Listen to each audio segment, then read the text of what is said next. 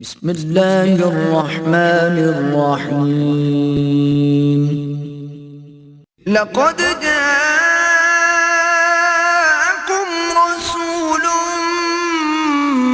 من أنفسكم عزيز عليه ما عنتم حريص عليكم بالمؤمنين رؤوف رحيم.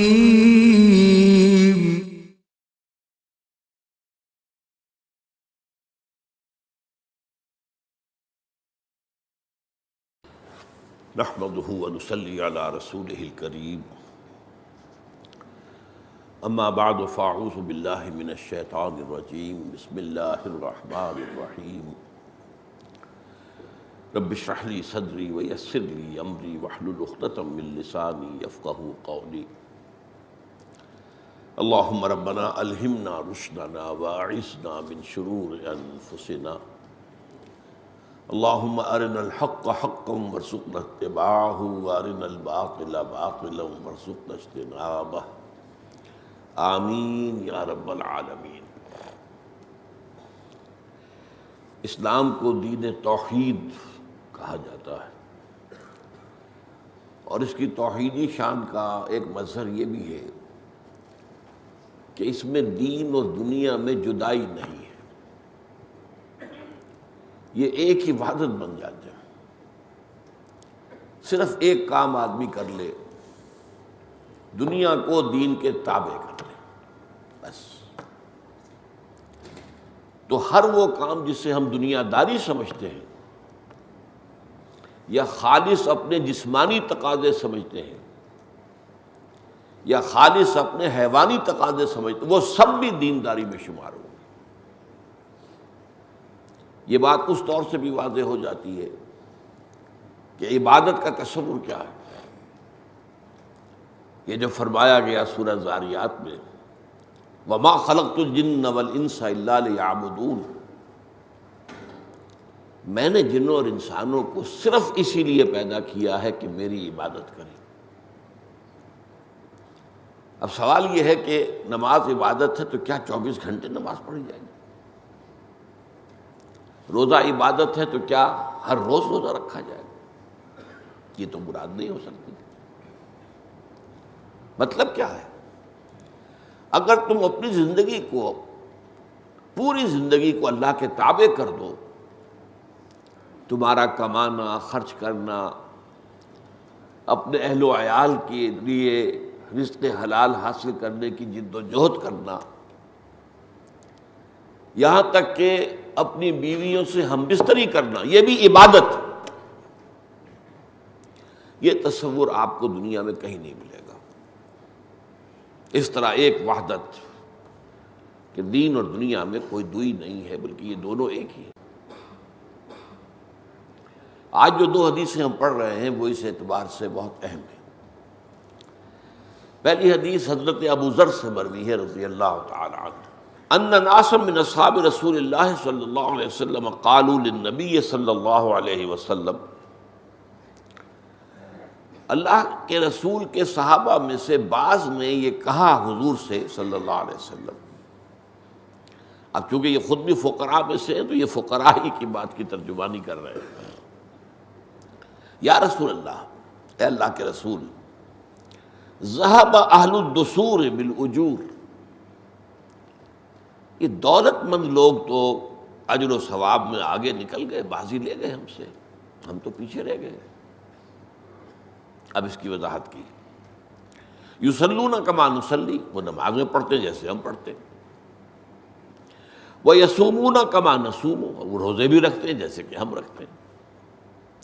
ویتصدقون بفضول اموالہم، اور وہ صدقہ بھی کرتے ہیں اپنے زائد مال میں سے. اب اس میں سوال کیا مضمون ہے؟ ہمارے پاس مال ہے نہیں، ہم صدقہ نہیں کر سکتے، تو ہم تو پیچھے رہ گئے. اچھا، یہاں بھی یہ دیکھیے کہ یہ نہیں کہا کہ کیوں اللہ نے یہ تقسیم رکھی ہے. ایک تقسیم اللہ نے فطری طور پر رکھی ہے، جس کو کئی انکاری، آج جو جس قدر واضح بات ہے، کوئی شخص پیدائشی طور پر زیادہ ذہین ہے، کوئی کن ذہن ہے، یہ تو اللہ کی تخلیق ہے۔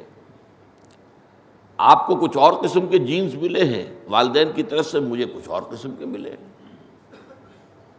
یہ اللہ کی تقدیر ہے، اس پر ہم مفصل گفتگو کر چکے ہیں چوتھی حدیث کے ذیل میں، ایمان بالقدر۔ تو ایک تو فرق ہے جو دنیا میں اب ایک شخص میں محنت کا مادہ زیادہ ہے، وہ زیادہ کما رہا ہے، ایک میں کم ہے، وہ کم کما رہا ہے، لیکن اس پہ شکایت کی ضرورت نہیں۔ ہاں یہ ضرور ہے کہ اگر غریبی اور امیری کے فرق میں ہمارے نظام کی کوئی خرابی ہے اسے درست کرنا چاہیے، نظام میں مواقع سب کے لیے برابر ہونے چاہیے۔ اب یہ کام جو ہے بدقسمتی سے ماننا پڑتا ہے کہ ہمارے ہاں اسلامی ممالک نام نہاد میں کہیں وہ نظام موجود نہیں، کہیں جو دنیا نے کر کے دکھایا ہے۔ میرا بچہ ہو آپ کا بچہ، تعلیم ایک ہی ملے گی، ورنہ ایک امیر کا بچہ تو آگے نکل گیا، ایک غریب کا بچہ پیچھے رہ گیا، چاہے وہ ذہین تر ہو، اسے موقع ملتا تو شاید اس امیر کے بچے سے کہیں آگے نکل جائے، موقع نہیں۔ ان ساری چیزوں میں علاج سب کا ایک جیسا ہونا چاہیے، یہ کام انہوں نے کر کے دکھایا، دنیا نے ہم دیکھتے ہیں، آنکھوں سے دیکھ رہے ہیں۔ وہ ایک انتہا کو تو معاملہ چلا گیا تھا کمیونزم میں، لیکن بعد میں کمیونزم اور کیپٹلزم کے درمیان ایک سنتھیسس ہوا ہے۔ یہ میں نے بعض مواقع پر آپ کو بتایا ہے کہ ڈائلیکٹیکل میٹیریلزم جو مارکس کا فلسفہ ہے، اور قرآن مجید میں بھی اس کی گواہی موجود ہے، جس کا کہ میں نے بعض مواقع پر تذکرہ کیا ہے۔ انسان جب سوچتا ہے تو ایک بات وہ ایک نظام اپنے ذہن سے اختراع کرتا ہے، اس نظام پر چلتا ہے تو اس کی خرابیاں ظاہر ہوتی ہیں، اس کی خرابی کا ایک رد عمل پیدا ہوتا ہے، تھیسس اینٹی تھیسس۔ اب یہ تھیسس اور اینٹی تھیسس ٹکراتے ہیں آپس میں، لیکن بالآخر ان میں صلح ہو جاتی ہے، یہ مل جاتے ہیں، سنتھیسس، کوشش کرتے ہیں کہ دونوں کی بھلائیاں جمع کر لیں۔ لیکن چونکہ اب بھی اگر یہ ہدایت خداوندی سے دور ہے تو کامل متوازن نظام نہیں بنے گا، کوئی نہ کوئی خلا رہ جائے گا۔ شہنشاہیت ختم ہوئی، جاگیرداری ختم ہوئی، تو بہرحال نوع انسانی کا ایک ترقی کی طرف قدم تھا نا۔ یہ کیا ہیں؟ یہ بادشاہ ہیں، ان کے محل ہیں، ان کی عیاشیاں ہیں، ان کی فوجیں کھڑی کر رکھی انہوں نے، وہ ذرا بولے تو صحیح، ذرا لگان دینے سے انکار تو کرے، اس کا جو ہے اس کا گھر بار جلا کے راکھ کر دیں گے۔ کیا نظام ہے؟ وہ نظام ختم ہوا جسے ہم دنیا میں سمجھتے ہیں، آج بھی اس کو سمجھتے ہیں کہ بہت اعلیٰ شے، جمہوریت آ گئی، لیکن دولت کا نظام جو کا تو رہا، تو اس جمہوریت سے کیپٹلزم پیدا ہو گیا۔ پہلے جاگیردار لوگوں کی گردنوں پر سوار تھا، اب سرمایہ دار سوار ہو گیا۔ کیپٹلزم کا رد عمل ہوا تو کمیونزم آ گیا۔ اب یہ بھی چونکہ انسانی ذہن کی پیداوار تھی، اس کے اندر بھی ایک بے اعتدالی ہو گئی۔ ذاتی ملکیت کی نفی مطلق اہم خانہ بات ہے۔ پہلے تو انتہائی بات یہ تھی کہ آپ کا گھر بھی کوئی اپنا ذاتی نہیں، آپ کے پاس سائیکل بھی کوئی ہے تو ذاتی نہیں، کوئی چیز ذاتی ہے ہی نہیں، سب قومی ملکیت ہے۔ بس کام کرو، ویج حاصل کر لو، روٹی کھاؤ۔ ہاں لیکن انہوں نے یہ ضرور کیا تھا کہ ویجز کے اندر وہ فرق نہیں تھا کہ جو مغربی ممالک میں ہے، 1:30، بس اتنی ریشو تھی۔ بہرحال تو انہوں نے یہ نہیں کہا کہ یہ اللہ کی کیا ناانصافی ہے کہ ہمارے پاس دولت نہیں ہے اور ان دولت مندوں کے پاس دولت ہے، ہم نمازیں پڑھتے ہیں، یہ بھی پڑھتے ہیں، ہم روزے رکھتے ہیں، یہ بھی رکھتے ہیں، لیکن یہ صدقہ کرتے ہیں جو ان کے پاس زائد مال ہے، فضول کا مطلب وہ نہیں جو اردو میں ہم فضول کو کہتے ہیں بیکار شے، نہیں، زائد ضرورت، فضل، فضل کے میں نے کئی مرتبہ معنی بیان کیے. فضل کسے کہتے ہیں؟ بلا استحقاق جو چیز ملی ہو. ایک مزدور آپ نے رکھا ہے، 100 روپے شام کو دہاڑی طے ہے. اب دن میں آپ نے دیکھا کہ ایک فلاں مزدور ہے، وہ بڑی ہی تندہی کے ساتھ کام کر رہا ہے، اسے آپ نے شام کو 100 کے بجائے 110 دے دیے. تو یہ 10 جو ہے فضل ہے، وہ استحقاق اس کا نہیں ہے، وہ مانگ نہیں سکتا، ڈیمانڈ نہیں کر سکتا، یہ فضل ہے. تو جو بھی اللہ نے ضرورت سے زائد ان کو دے رکھا ہے وہ صدقہ کرتے ہیں. اب جواب سنیے. قال، حضور نے فرمایا، اولیس قد جعل اللہ لکم ما تصدقون، کیا اللہ تعالیٰ نے آپ کے لیے ایسی چیزیں نہیں مقرر کر دی ہیں کہ جن سے آپ صدقہ دیں؟ یعنی تمہارے لیے بھی راستہ اللہ نے کھول رکھا ہے. وہ صدقہ کیا ہے؟ ان بکل تسبیحۃ صدقۃ، ایک مرتبہ بھی تسبیح کرو گے، سبحان اللہ کہو گے، جتنی مرتبہ کہو گے اتنا ہی صدقہ ہے. وَكُلِّ تَكْبِيرَةٍ صَدَقَةٌ، جتنی مرتبہ اللہ اکبر کہو گے تمہیں صدقہ ملتا جا رہا ہے، یہ صدقہ شمار ہو رہا ہے. وَكُلِّ تَحْمِيدَةٍ صَدَقَةٌ، ہر مرتبہ الحمدللہ کہنا، حمد اللہ کے لیے صدقہ ہے. وَكُلِّ تَحْلِيلَةٍ صَدَقَةٌ، اور ہر مرتبہ لا الہ الا اللہ کہنا صدقہ ہے. وَأَمْرٌ بِالْمَعْرُوفِ صَدَقَةٌ، نیکی کا مشورہ دینا، نیکی کا حکم دینا، ایک آپ کی حیثیت ہے، اس کے مطابق وہ مشورہ بھی ہو سکتا ہے، وہ حکم بھی ہو سکتا ہے. جہاں اختیار ہے وہاں حکم دینا ہوگا. آپ اپنے گھر کے اندر طاقت کے ساتھ بھی نیکی کا نفاذ کر سکتے ہیں. ایک بچہ ہے، وہ نماز نہیں پڑھ رہا، اسے آپ مار سکتے ہیں، سزا دے سکتے ہیں. وہ مغربی تصور نہیں ہے ہمارے یہاں، بچے کو ہاتھ نہ لگاؤ، بچوں کو روک ٹوک نہ کرو. ہم تو سمجھتے ہیں کہ بچے میں اگر شرم ہے، حیا ہے، جھجک ہے، اس میں پوری حدیث ہم پڑھ چکے ہیں، وہ تو اس کی شخصیت کے صحت مند طور پر ارتقاء پانے کا ذریعہ بنے گا. تو اس میں فرمایا گیا کہ نیکی کا اگر آپ کہیں آپ کا اختیار ہے تو حکمن، اختیار نہیں ہے تو مشورتن، نصیحتن، نیکی کی بات بتاؤ. وَنَهْيٌ عَن مُنْكَرٍ صَدَقَةٌ، اور کسی برائی سے روکنا زبان سے یا ہاتھ سے. من رعا منکم منکرا فلیغیرہ بیدہ فإن لم یستطع فبلسانہ فإن لم یستطع فبقلبہ وذلک اضعف الایمان. حضرت ابو سعید خدری رضی اللہ تعالی عنہ سے مروی ہے، مسلم شریف کی روایت ہے، تم میں سے جو کوئی بھی کسی برائی کو دیکھے اس کا فرض ہے کہ طاقت سے ہاتھ سے روکے. اگر اس کی طاقت نہ رکھتا ہو زبان سے روکے. اگر حالات ایسے ہوں کہ زبان پر بھی پہرے بیٹھ گئے ہوں اور حق بات کہنے پر زبانیں کھینچی جا رہی ہوں الگ سے کم دل سے نفرت رکھے.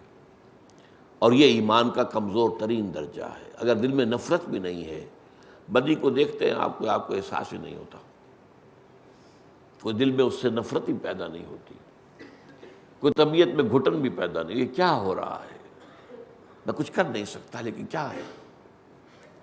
اگر یہ بھی نہیں ہوتا پھر ایمان نہیں ہے. ذالک اضعف الایمان، یہ ایمان کا کمزور ترین درجہ ہے. وفی بضع احدکم صدقۃ، تم میں سے کسی کا اپنی بیوی سے ہم بستری کرنا بھی صدقہ ہے.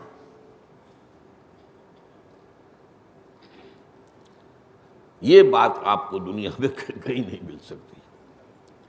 یہ توازن حیوانی تقاضا ہے، نفسانی تقاضا ہے.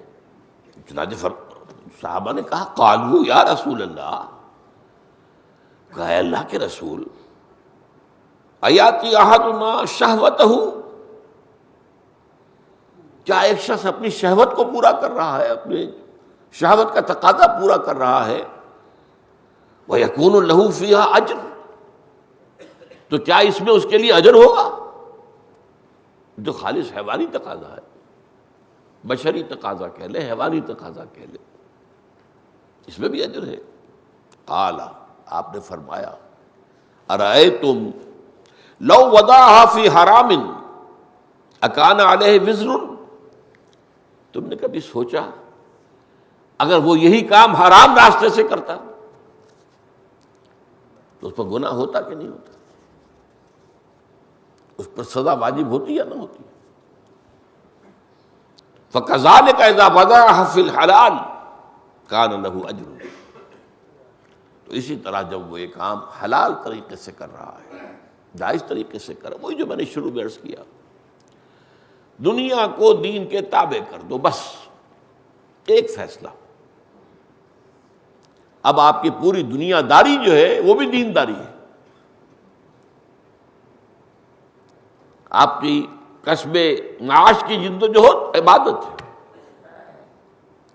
بیوی کا حق ادا کرنا عبادت ہے، اپنے نفس کا حق ادا کرنا، چاہے وہ نفس جو ہے وہ کھانے کے لیے مانگ رہا ہے تو حلال رزق دینا اس کو، یہ بھی آپ پر حق ہے۔ ان لنفسک علیک حقا وان لزوجک علیک حقا وان لزورک علیک حقا، تمہارے نفس کا بھی تم پر حق ہے اور تمہاری بیویوں کے بھی تم پر حقوق ہیں، اور تمہارے وزٹرز، زور زیارت کرنے والے جو آئیں ملنے کے لیے، ان کا بھی تم پر حق ہے۔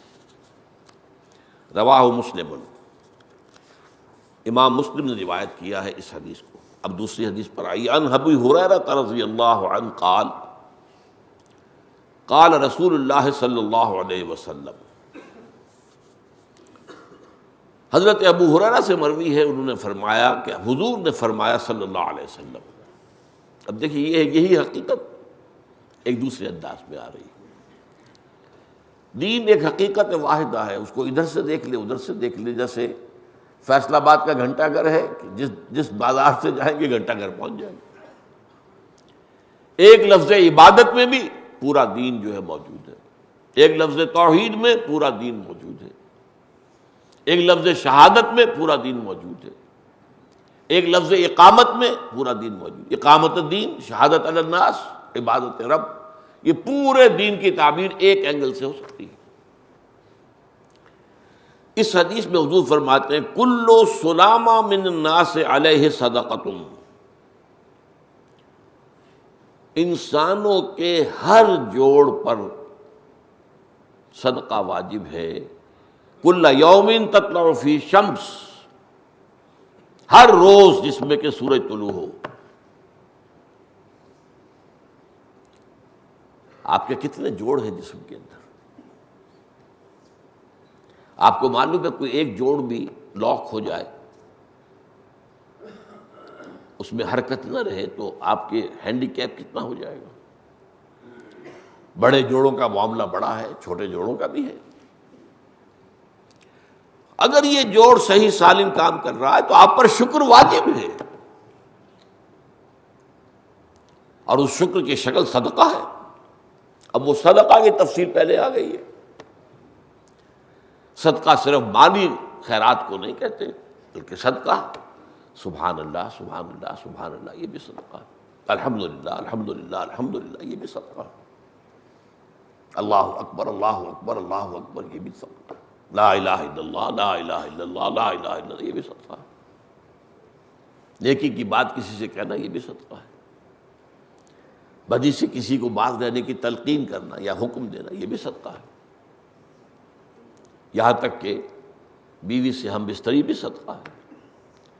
تو صدقے کی وہ پوری تفصیل پچھلی حدیث میں آ چکی ہے۔ اب اس کی جو وسعت ہے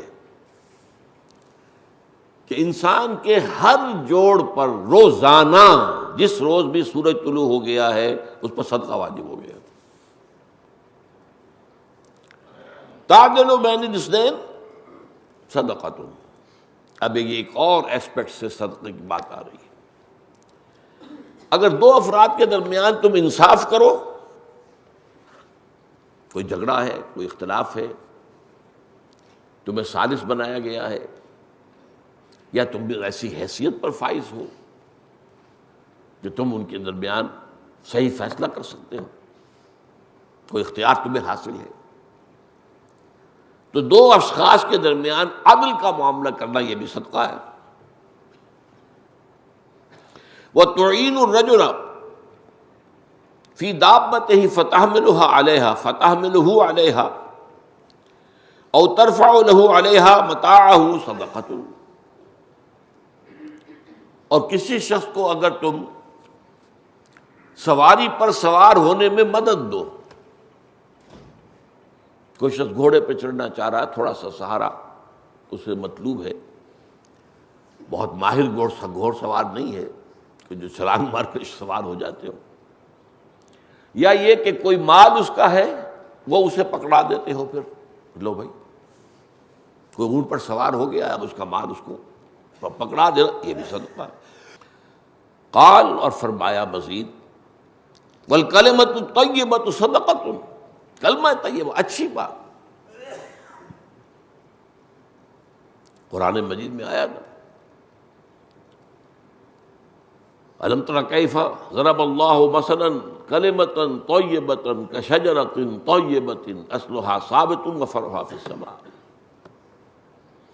کلمہ طیبہ اصطلاحی معنی میں تو ہم جو پہلا کلمہ ہے لا الہ الا اللہ محمد رسول اللہ، وہ کلمہ طیبہ ہے، لیکن یہ عام ہے، اچھی بات، بھلی بات، نیکی کی بات، ادائیگی حقوق کی تلقین، یہ سب جو ہے کیا ہے؟ والکلمۃ الطیبۃ صدقۃ، یہ بھی صدقہ ہے۔ وکل خطوۃ تمشیھا الی الصلاۃ صدقۃ، ہر قدم جس سے تم چل رہے ہو جبکہ نماز کے لیے جا رہے ہو، جماعت کی نماز کے لیے مسجد کی، تو یہ بھی صدقہ ہے، ہر قدم پر صدقہ، ہر قدم پر نیکی۔ وَتُمِيتُ الْأَذَىٰ عَنِ الطَّرِيقِ صَدَقَةٌ، اور اگر تم راستے سے کوئی اذیت بخش چیز ہٹا دو، یہ بھی صدقہ ہے۔ راستے پر چلتے ہوئے آپ دیکھتے ہیں کہ اینٹ پڑی ہے، کوئی ٹھوکر کھا جائے گا، ہٹا کر اس کو ایک طرف کر دیا، کوئی اور شے ہے، موزی ہے، کوئی کانٹوں والی کوئی چیز پڑی ہوئی ہے، ہٹا دو، صدقہ ہے۔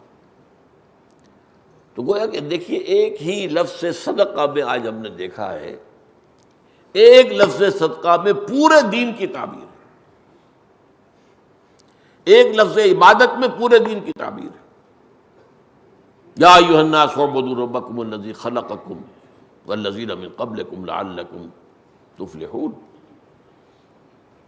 اے لوگو اپنے اس رب کی عبادت اختیار کرو جس نے تمہیں بھی پیدا کیا، تم سے جو پہلے ہو گزرے ان کو بھی پیدا کیا، تاکہ تم فلاح پاؤ، لعلکم تتقون، تاکہ تم بچ جاؤ۔ کس چیز سے بچ جاؤ؟ اللہ کے عذاب سے بچ جاؤ۔ تو ایک لفظ ہے عبادت، ایک لفظ اسلام، پوری بات آ جائے گی، ایک لفظ ایمان، اس کے حوالے سے سب کچھ آ جائے گا۔ ایمان میں عمل بھی شامل ہے، برا عمل جو ہے وہ ایمان کی نفی ہے، اچھا ایمان، اچھا عمل وہ ایمان کا ثمرہ ہے، اس کا پھل ہے۔ یہ حدیث جو ہے اس کو روایت کیا ہے امام بخاری اور امام مسلم دونوں نے۔ ہم چلتے ہیں اگلی حدیث کی طرف۔ یہ بھی اصل میں ان احادیث میں سے ہے کہ جن کے بارے میں پہلے میں آپ کو بتا چکا ہوں، جنہیں جوامع الکلم سے تعبیر کیا ہے حضور نے خود، اوتی تو جوامع الکلم، مجھے اللہ تعالیٰ کی طرف سے بڑے جامع کلمات عطا ہوئے، چند لفظوں میں معانی کا، ہدایت کا، حکمت کا سمندر بند کر دینا۔ البر حسن الخلق، اب نیکی کیا ہے؟ اب دیکھیے نیکی ہمیں معلوم ہے، نماز نیکی ہے، روزہ نیکی ہے، زکوٰۃ نیکی ہے، حج نیکی ہے، عمرہ نیکی ہے۔ یہاں ایک اور تعبیر آ رہی ہے، البر حسن الخلق، اچھا اخلاق، یہ نیکی ہے۔ صدقہ کے حوالے سے مجھے وہ حدیث یاد آ گئی، تبسمک فی وجہ اخیک صدقۃ،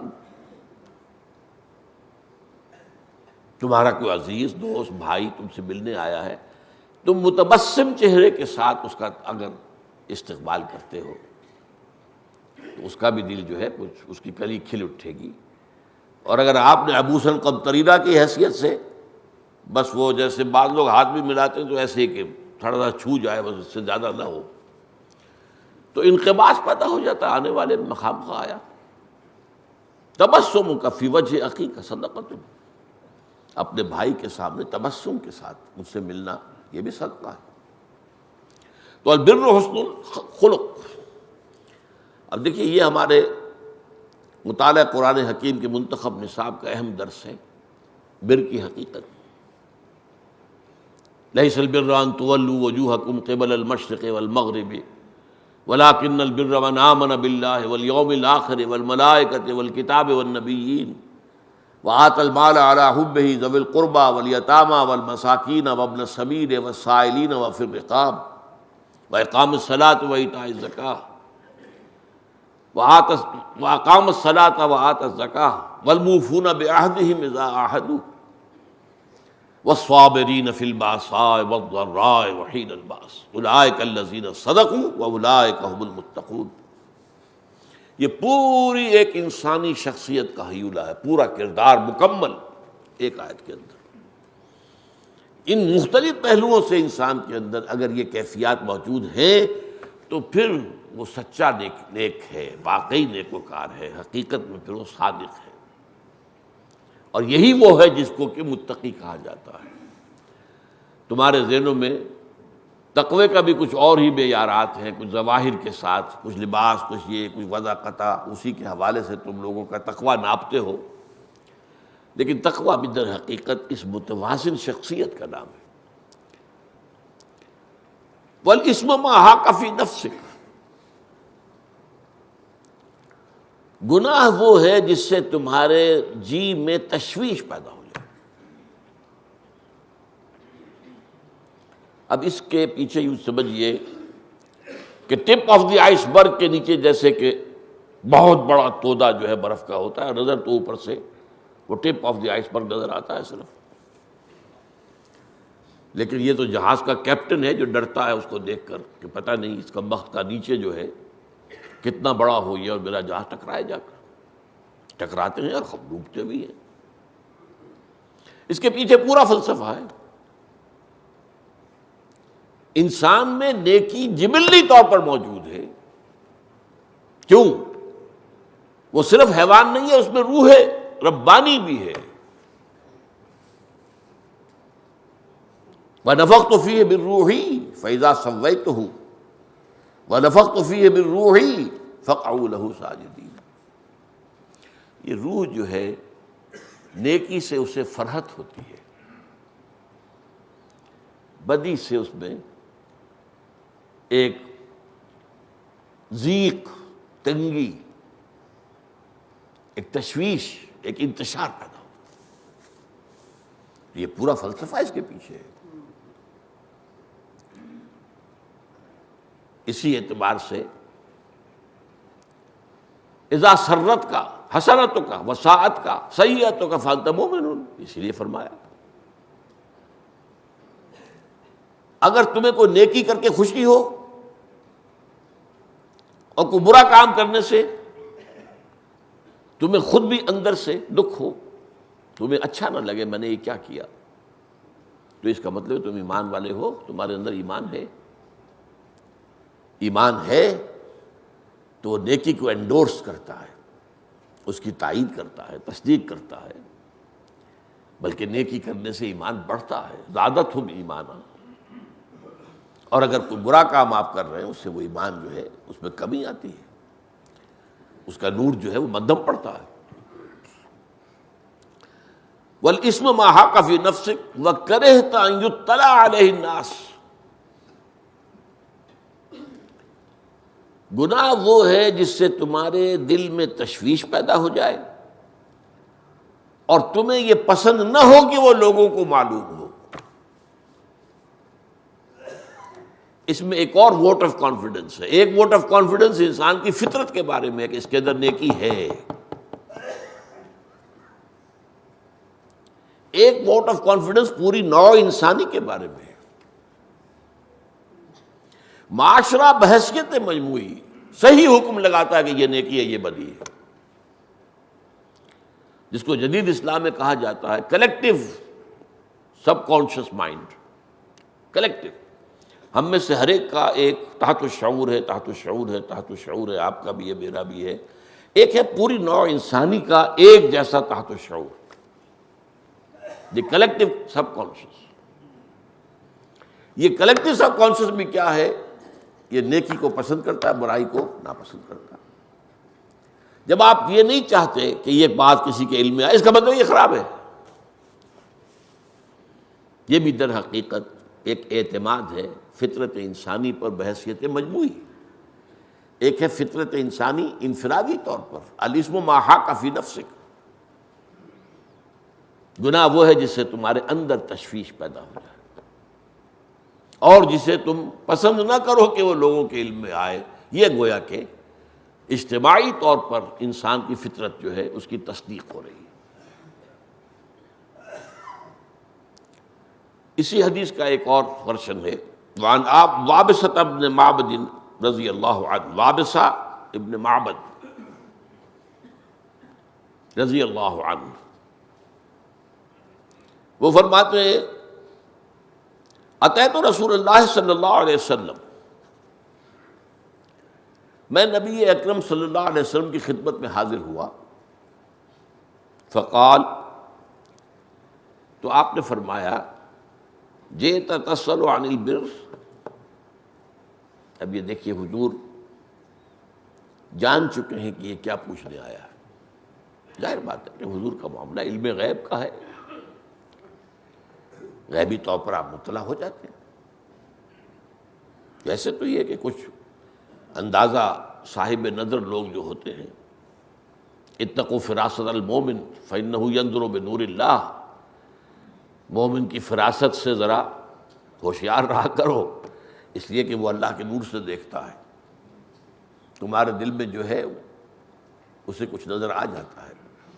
بہرحال یہ اہل اللہ کا معاملہ ہے.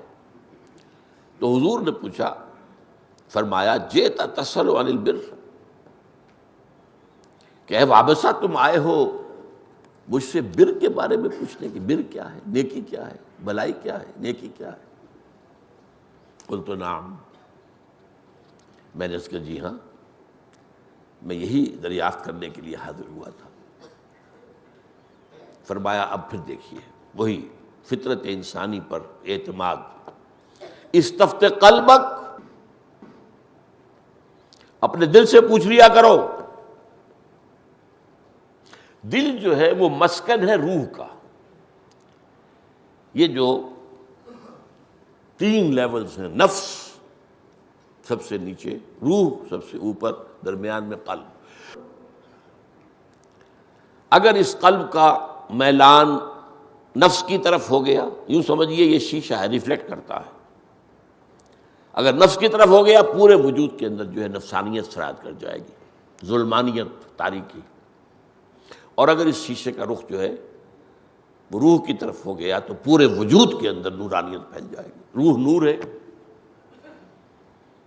اللہ تعالیٰ نے اولاً یہ جو ہے میں بیان کر چکا ہوں، یہ بگ بینگ سے پہلے کی بات ہے. بگ بینگ سے میٹیریل یونیورس کا آغاز ہوا ہے، ورلڈ آف میٹر. یہ جو اممیٹیریل ورلڈ، ملائکہ اممیٹیریل ہے، ارواح انسانیہ اممیٹیریل ہے. روح جو ہے doesn't belong to the world of matter. ہمارا جسم جو ہے، ہمارا حیوانی وجود ورلڈ آف میٹر سے متعلق ہے، اور روح وہ در حقیقت نور ہے. اور اسی میں جیسا کہ بعض احادیث سے معلوم ہوتا ہے کہ جب اللہ تعالیٰ نے پہلے نور پیدا کیا، نور سے سب سے پہلے روح محمدی کو پیدا کیا صلی اللہ علیہ وسلم. روح اسی نور ہی سے فرشتے پیدا کیے گئے، اسی نور ہی سے ارواح انسانی پیدا کی گئی، اور تمام انسانوں کی ارواح پیدا کر دی گئی تھی، تمام انسانوں کی جو بھی آ چکے دنیا میں اور جو آنے والے ہیں قیامت تک، اور ان سب سے عہد لیا تھا اللہ نے، الست بربکم قالوا بلی، کیا میں ہی نہیں ہوں تمہارا رب اور آقا اور معبود؟ ہم سب نے کہا تھا بالکل آپ ہی ہمارے رب ہیں۔ یہ عہد الست ہے جو لے کر ہم آئے ہیں دنیا میں۔ مجھے ایک مرتبہ ایک ابروہی صاحب نے ایک جملہ کسی فلسفی کا سنایا تھا، بہت گہرا جملہ ہے۔ Had you not possessed me in the beginning, you would never have searched for me۔ یہ جو لوگ خدا کی تلاش میں کوئی غاروں میں جاتا ہے، کوئی پہاڑوں کی گپھاؤں میں جاتا ہے، کوئی کہیں کچھ اور کرتا ہے، یہ کیوں ہے؟ اگر ابتدا ہی میں تمہارا میرے ساتھ تعارف نہ ہوتا تو تم کبھی مجھے تلاش نہ کرتے۔ وہ تو اصل میں اس وقت سے، واقفیت تو اس وقت سے ہے، تعلق تو اس وقت سے ہے، روح کی طاقت کا تعلق۔ وہ روح چاہتی ہے تقرب، اللہ کا قرب، یہ اس کی جو ہے ارج ہے اس کے اندر، اور یہ جو پردہ ہے حائل میٹیریل ورلڈ کا، یہ روح پر بہت شاخ گزرتی ہے۔ بشدو از نئے چوں شکایت میں کنند، یہ شکایت کر رہی ہے اور فراق میں ہے، اسی لیے موت کو ہمارے ہاں صوفیہ کے ہاں وصال کہا جاتا ہے۔ یہ فراق ہے، روح جو ہے وہ اللہ سے اس مادی پردے کی بنا پر پردہ حائل ہے۔ تو فرمایا استفت قلبک، اپنے دل سے پوچھ لیا کرو۔ البر مطمئنت الیہ النفس، مطمئنت بہ النفس، نیکی وہی ہے جس سے جی کو، تمہارے جی کو اطمینان حاصل ہو، وہی بات جو بیان کر چکا ہوں، خوشی حاصل ہو۔ اذا سرت کا حسنت کا وساعت کا سیئت کا فانت مومن، جب نیکی سے خوشی ہو، بدی سے رنج ہو، تو تم مومن ہو۔ البر مطمئنت الیہ النفس واطمئن الیہ القلب، اور مطمئن ہو جائے اس کے ساتھ دل۔ یہ اصل میں پھر ایک وحدت بن جاتا ہے، روح، قلب، نفس، یہ ایک وحدت بن جاتے ہیں، اور اس وحدت کا نام جو ہے قرآن مجید کی اصطلاح میں نفس مطمئنہ ہے۔ یا ایتھا النفس المطمئنہ ارجعی الی ربک راضیۃ مرضیہ، نفس مطمئنہ، نفس لوامہ، نفس امارہ۔ جب یہ قلب کا رخ نفس کی طرف ہے اور پورا وجود جو ہے وہ قلب کے تابع ہے، تو یہ کیفیت نفس امارہ کی، ان النفس لامارۃ بالسوء، یہ نفس تو برائی ہی کا حکم دیتا ہے۔ ایک کیفیت یہ ہوتی ہے ڈاواں ڈول، یہ قلب جو ہے کبھی ادھر کبھی ادھر، اکثر انسانوں کا معاملہ یہ ہوتا ہے۔ برے سے برے انسان میں بھی کبھی کوئی نیکی کا جذبہ ابھر آتا ہے، اور اچھے سے اچھے انسان سے بھی بدی سرزد ہو جاتی ہے۔ یہ قلب کا، اور قلب کے معنی کیا ہے؟ پلٹنے والی شے۔ یہ دل کو قلب کیوں کہتے ہیں عربی میں؟ اس کے لیے کوئی قرار نہیں ہے، بچ رہا ہے کھل رہا، بچ رہا ہے کھل رہا، بچ رہا ہے کھل رہا، اس کے آرام نہیں۔ یہ اسپیشل مسل ہے جسم کا، جس سے ریسٹ کی ضرورت نہیں، یہ ایک حالت میں رہتا ہی نہیں، یا بچا ہوا یا کھلا ہوا، بچا ہوا یا کھلا ہوا۔ قلب کے معنی اسی سے لفظ انقلاب بنا ہے، بدل دینا، نظام کو بدل دینا، سیاسی نظام کو بدل دینا، معاشی نظام کو بدل دینا، سماجی نظام کو بدل دینا، انقلاب۔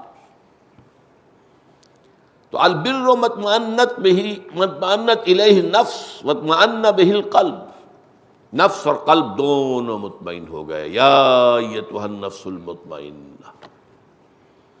اور قلب کے اطمینان کا مطلب ہے روح کا اطمینان، اس لیے کہ قلب روح کا مسکن ہے۔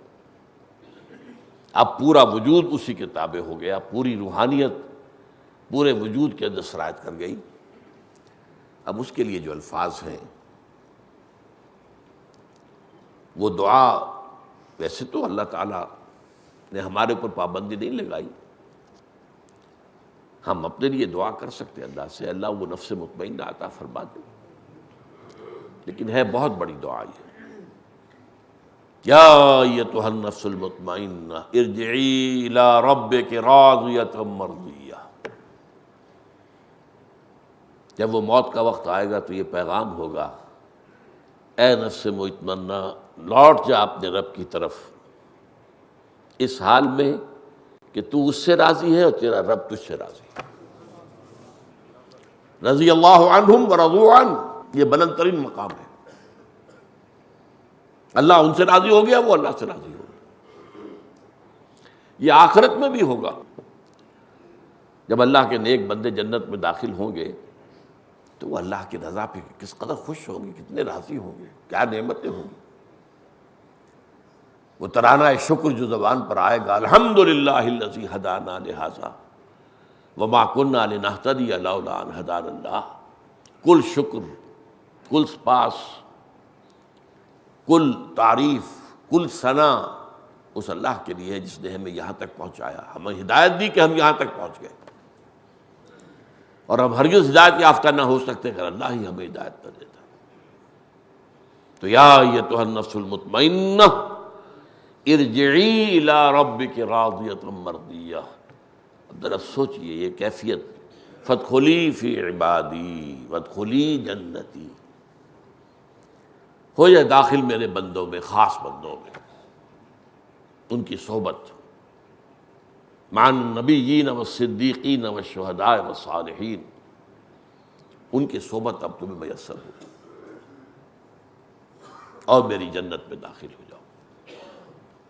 تو البر مطمئنت الیہ النفس واطمأن الیہ القلب والاسم ما حاک فی نفسک۔ اب یہ وہی جو پہلی روایت میں لفظ تھا، گناہ وہ ہے جس سے کہ تمہارے سینے کے اندر، تمہارے جی میں ایک تشویش پیدا ہو جائے، وتردد فی الصدر، اور سینے کے اندر بھی ایک تردد پیدا ہو جائے۔ یہ تردد کہ میں نے کیا کیا، کیوں کیا، یہ بھی وہ انسان کی باطنی کیفیت ہے، یہ علامت ہے اس بات کی کہ تم نے غلط کام کیا۔ وَإِنْ أَفْتَاكَ النَّاسُ وَأَفْتُوكَ، چاہے لوگ تمہیں فتویٰ دے دیں، وَأَفْتَوْكَ، اور تمہیں فتویٰ دے دیں، لوگ تمام فتویٰ دے دیں کہ یہ بات صحیح ہے، اگر تمہارا دل کہہ رہا غلط ہے تو غلط ہے۔ اس لیے کہ فتوے میں تو وہ کتاب الحیل بھی ہے، کس طریقے سے، کس ہیلے سے، کس بہانے سے کوئی راستہ نکالا جا سکتا ہے، لیکن یہ ہے کہ یہ جو اندر کا مفتی ہے تمہارا، یہ جو روح ربانی تمہارے اندر ہے، دیکھیے مغربی فلاسفہ نے بھی مانا ہے اس کو، ڈیوائن سپارک، ایک شعلہ ملکوتی، ایک شعلہ لاہوتی انسان میں ہے، جہاں اس کی اینیمل نیچر ہے وہاں وہ ہے، ڈیوائن سپارک ان مین، اس کا تعلق خدا کی ذات کے ساتھ ہے، بہت قرب ہے، کوئی فصل نہیں ہے۔ تو چاہے تمہیں فتویٰ دے دے مفتی، لیکن تمہارا دل اگر راضی نہیں ہے تو وہ کام مت کرو۔ سبحانک اللہم و بحمدک نشہد ان لا الہ الا انت نستغفرک و نتوب الیک۔